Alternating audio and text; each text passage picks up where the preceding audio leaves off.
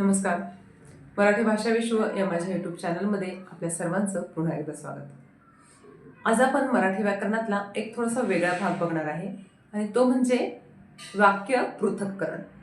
वाक्याचं पृथक्करण करायचं म्हणजे नेमकं काय करायचं? पृथक म्हणजे वेगवेगळे करणे आणि पृथक्करण म्हणजे एखाद्या वाक्यातल्या वेगवेगळे भाग सुटे करून दाखवणे. त्याला म्हणायचं पृथक्करण. पृथक्करण हा शब्द बऱ्याच जणांना माहीत नसेल, तर त्यांनी असं समजून घ्या की वाक्यामधला उद्देश, विधेय हे सगळं ओळखणं त्याला वाक्य पृथक्करण असं म्हटलं जातं. पृथक म्हणजे वेगळे किंवा सुट्टे करणे असा त्याचा अर्थ होतो आणि वाक्य पृथक्करण म्हणजे वाक्यातले भाग वेगळे करून दाखवणे. आता या ठिकाणी वाक्याचे हे दोन मुख्य भाग आहेत. एक उद्देश विभाग असतो त्याला उद्देशांग असं म्हटलं जातं आणि दुसरा विधेय विभाग असतो त्याला विधेयांग असं म्हटलं जातं. उद्देश विभागामध्ये उद्देश म्हणजे कर्ता आणि उद्देश विस्तार हे दोन भाग येतात आणि विधेय भागामध्ये विधेयांगाच्या भागामध्ये कर्म व कर्म विस्तार, विधानपूरक, विधेय विस्तार आणि विधेय म्हणजे क्रियापद हे चार भाग येतात. उद्देश विभाग, उद्देशांग, विधेय विभाग, विधेयांग. आपण उद्देश विभागापासून सुरुवात करूया म्हणजेच उद्देशांग. या ठिकाणी उद्देश म्हणजे काय नेमकं असतं? तर उद्देश म्हणजे कर्ता. सोपी थोडक्यात तुम्हाला व्याख्या सांगते की उद्देश म्हणजे काय असतं? वाक्यातला कर्ता असतो. वाक्य ज्याच्याविषयी माहिती सांगतं तो वाक्याचा कर्ता असतो. आता बऱ्याचदा आपल्याला कर्ता ओळखता येत नाही. मग या ठिकाणी काय करायचं की जो काही क्रियापद वाक्यातलं असतं त्या क्रियापदाचा मूळ धातू घ्यायचा. त्या मूळ धातूला नारा, नारी, नारे असे प्रत्यय लावायचे आणि नारा, नारी, नारे प्रत्यय लावल्यानंतर त्याला दोन प्रश्न विचारायचे. कोणते? कोण, काय. आणि जे काही तुम्हाला उत्तर मिळेल ते उत्तर झालं तुमचं कर्ता म्हणजेच विधेय. परत एकदा सांगते, वाक्यातील कर्ता ज्यावेळेला आपल्याला ओळखता येत नाही त्यावेळेला वाक्यातल्या क्रियापदाला नारा, नारी, नारे हे प्रत्यय लावायचे आणि त्यांना प्रश्न विचारायचा कोण आणि काय. आणि त्यानंतर जे काही तुम्हाला उत्तर मिळणार आहे ते उत्तर म्हणजे झाला तुमचा कर्ता म्हणजेच उद्देश. आपण उदाहरणासह बघूया. या ठिकाणी बघा, रामूचा शर्ट फाटला. फाटणारे काय? शर्ट. रामरावांचा कुत्रा मेला. मेला हे काय आहे? क्रियापद आहे. मरणे. मरणारे कोण? कुत्रा. मोगल साम्राज्याचा अंत झाला. झाला म्हणजे होणे हे क्रियापद आहे. होणारे कोण? अंत. या ठिकाणी काय झालेला आहे? अंत झालेला आहे. मग शेवटचं उदाहरण बघूया. रामूच्या घराचा दरवाजा उघडला. उघड हे झालं क्रियापद. उघडणारे कोण? दरवाजा. प्रश्न विचारलाय आपण, उघडणारे कोण किंवा काय? उघडणारे कोण, उघडणारे काय. उत्तर काय येणार आहे? दरवाजा.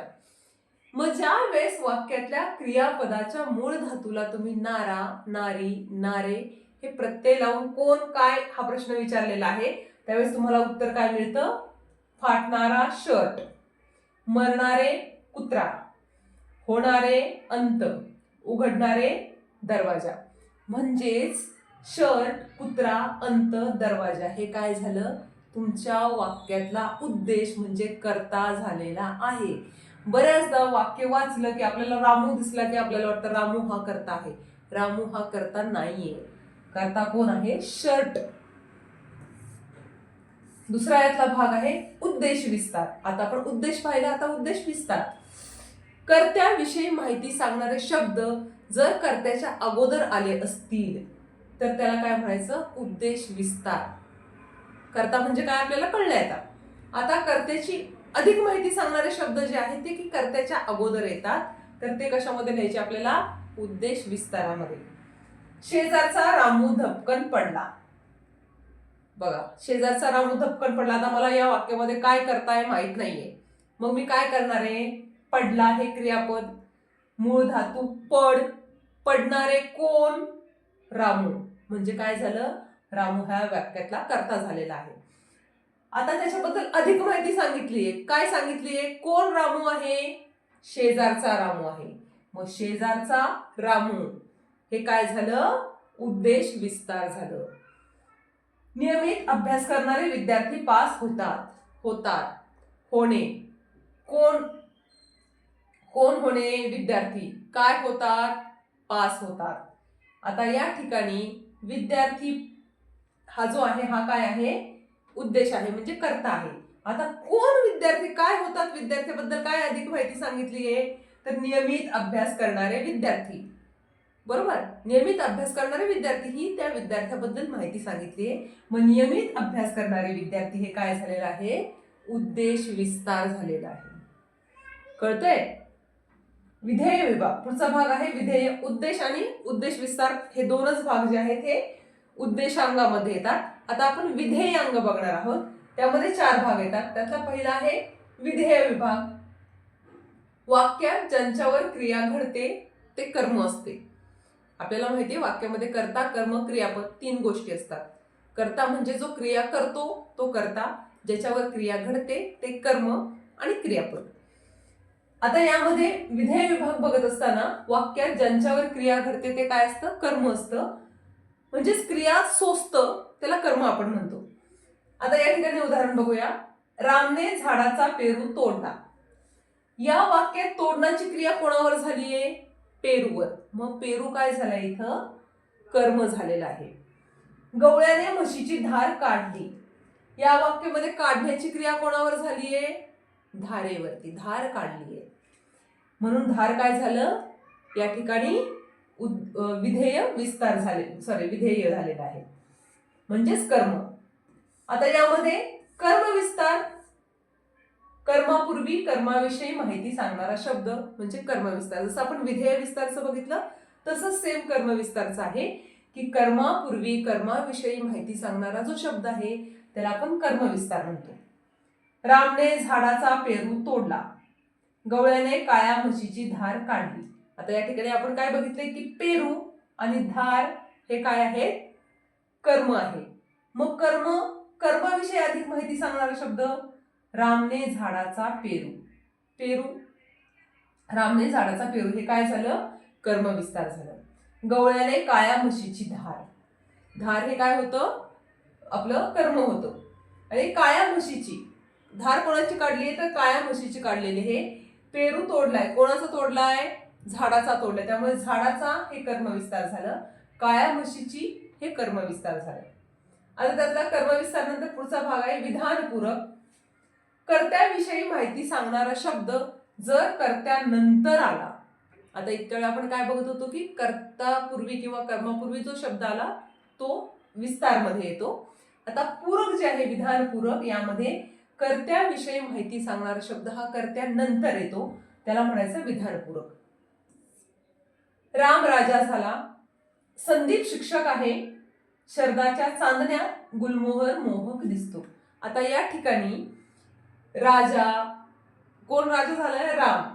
म्हणजे राम राजा झाला. संदीप शिक्षक आहे, शिक्षक. शरदाच्या चांदण्यात गुलमोहर मोहक दिसतो. मोहक हे काय आहे? राजा राम बद्दल अधिक माहिती सांगतायत की राजा झाला. संदीप शिक्षक आहे, संदीप बद्दल विशेष माहिती सांगितली आहे. शरदाच्या चांदण्यात गुलमोहर कसा दिसतो? मोहक दिसतो.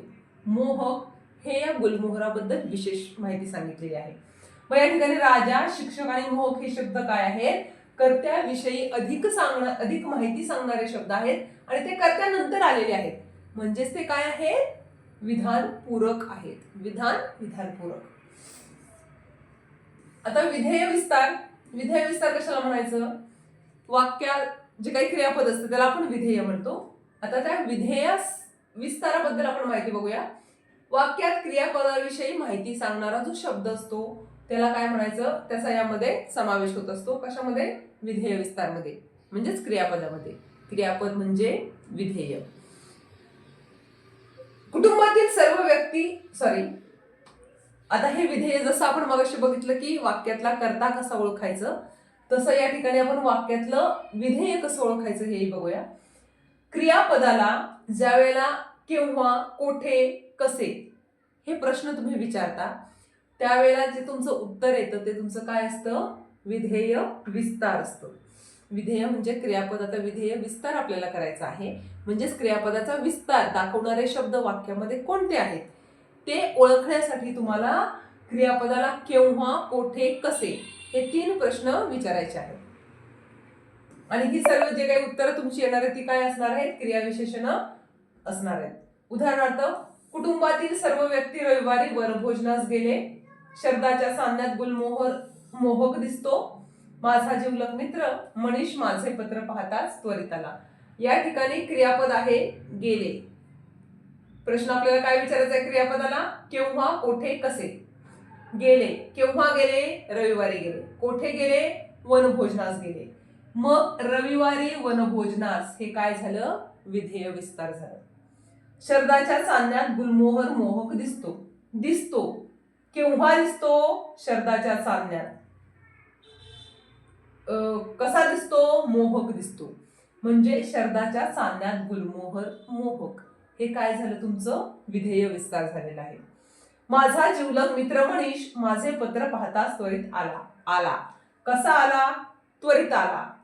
कुठे आला, केव्हा आला, माझे पत्र पाहताच आला. म्हणजे माझे पत्र पाहताच त्वरित आला हे काय झालं, तुमचं विधेय विस्तार झालेलं आहे. आणि शेवटचं आहे विधेय म्हणजे क्रियापद. वाक्यातील क्रियापदाला विधेय असं म्हणतात. रमेश खेळतो, रमेश अभ्यास करतो, रमेश चित्र काढतो, हे झालं वाक्यातील क्रियापद. आता हे थोडंसं परत एकदा रिव्हिजन म्हणून या ठिकाणी दिलेलं आहे की वाक्य पृथक्करण म्हणजे नेमकं काय, की बोलणारा ज्याच्याविषयी बोलतो त्याला आपण उद्देश म्हणतो. उद्देशाविषयी जो बोलतो त्याला विधेय असं म्हणतो. पृथक करणे म्हणजे वेगळे करणे, सुटे करणे. आणि पृथक्करण म्हणजे वाक्यातला भाग वेगळा करून दाखवणे. त्यामध्ये 2 भाग आपण बघितले, एक उद्देश विभाग, उद्देशांग, विधेय विभाग, विधेयांग.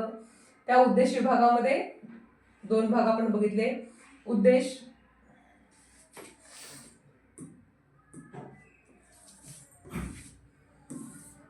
म्हणजे वाक्य ज्याच्याविषयी माहिती सांगते तो वाक्याचा कर्ता असतो. क्रियापदातील धातूला नारा, नारी, नारे हे प्रत्यय जर जोडले आणि प्रश्न विचारले कोण आणि काय, तर जे काही उत्तर येईल ते तुमचं काय असतं, उद्देश असतो म्हणजेच कर्ता असतो. हे उदाहरण आपण बघितलेले आहेत आताच. उद्देश विस्तारामध्ये कर्त्याविषयी माहिती सांगणारे शब्द जर कर्त्यापूर्वी आले असतील तर आपण काय म्हणतो, त्याला उद्देश विस्तारामध्ये लिहितो. उद्देश विस्तार हे उद्देश विस्तार झाले. विधेय विभागामध्ये, विधेयांगामध्ये वाक्यात ज्याच्यावर क्रिया घडते ते कर्म असतं, म्हणजेच क्रिया सोसणारं कर्म असतं. रामने झाडाचा पेरू तोडला वगैरे आपण या ठिकाणी उदाहरणं बघितली. आणि कर्म विस्तारामध्ये कर्मापूर्वी कर्माविषयी अधिक माहिती सांगणारा शब्द कर्म विस्तारामध्ये मोडला जातो. आणि विधानपूरक मध्ये कर्त्याविषयी माहिती सांगणारा शब्द कर्त्यानंतर जर आला तर तो विधान पूरक मध्ये मोडला जातो. आणि विधेय विस्तारामध्ये क्रियापदाला विधेय म्हणतात की क्रियापदाविषयी अधिक माहिती जर आपल्याला बघायची असेल, विधेय विस्तार कोणता वाक्यामधला आहे हे ओळखण्यासाठी आपल्याला काय करायचंय, क्रियापदाला केव्हा, कोठे, कसे असे प्रश्न विचारायचे आहेत. आणि जे येईल ते तुमचं काय असतं, विधेय विस्तार असतं. आणि विधेय म्हणजे काय, क्रियापद. हा जो काही वाक्य पृथक्करणचा भाग आहे हा साध्या सोप्या भाषेमध्ये मी सांगण्याचा प्रयत्न केलाय. थोडंसं कदाचित तुम्हाला जड जाईल, तर हा व्हिडिओ पुन्हा पुन्हा बघा. आणि तुमचे काही डाऊट्स असतील तर तुम्ही लिंकमध्ये कमेंटमध्ये टाकू शकता. तुमचे डाऊट, तुमच्या प्रत्येक प्रश्नाला नक्की उत्तर देण्याचा मी प्रयत्न करेन. तोपर्यंत माझं YouTube चॅनल बघत राहा, लाईक करा, शेअर करा, सबस्क्राईब करा. धन्यवाद.